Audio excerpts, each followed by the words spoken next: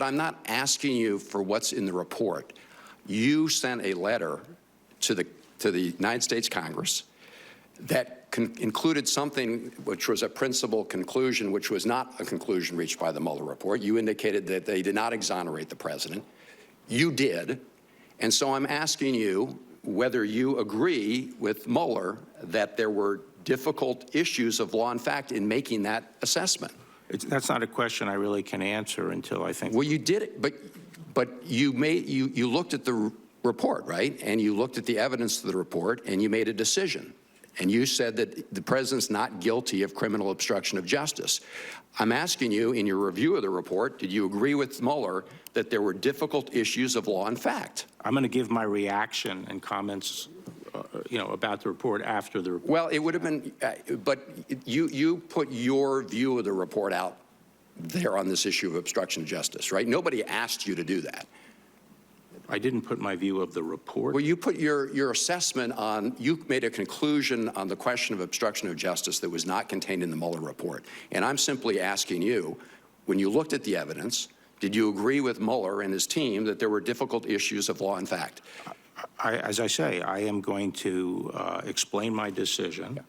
And to the extent that requires any assessment of the Mueller report, I'm going to do that when the Mueller report is out. Did your decision require you to look into the intent of the President of the United States with respect to obstruction of justice? I'm not going to discuss my decision. I will lay it out after the report is out.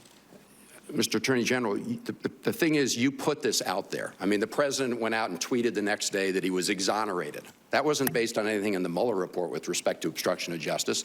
That was based on your assessment. That was on March 24th. And now you won't elaborate at all as to how you reached that conclusion. Because I'm not asking you what's in the Mueller report. I'm asking about your conclusion. Let me ask you this. Well, it was the conclusion of a number of people, including me, and I obviously am the Attorney General. It was also the conclusion of the Deputy Attorney General, Rod Rosenstein. I understand. No, I've read your letters, Mr. General. And I will discuss that decision after the report is out. Did Bob Mueller support your conclusion? I don't know whether Bob Mueller supported my conclusion. So in your June 2018 memo, you indicated a president can commit obstruction of justice in the classic sense of sabotaging a proceeding's truth-finding functions. Did you see any evidence in this report about whether or not President Trump committed what you call a classic sense of obstruction of justice? I'm not going to characterize or discuss the contents of the report. The report will be made public in reaching your next week, and I will come up and testify at that point about it. Right, but the thing about it is, Mr. General, you put your conclusion out there, and now you refuse to talk about any basis of your conclusion. I'm not asking you for what's in the report. I'm asking you how you reached your conclusion. Last question.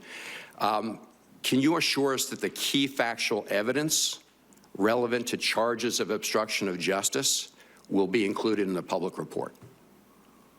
Could you just say that? Can you assure us that the key factual evidence in the Mueller report related to charges of obstruction of justice will be available in the public report?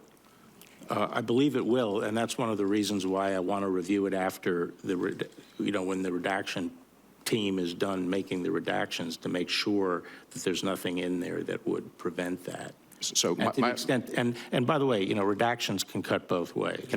My last question relates to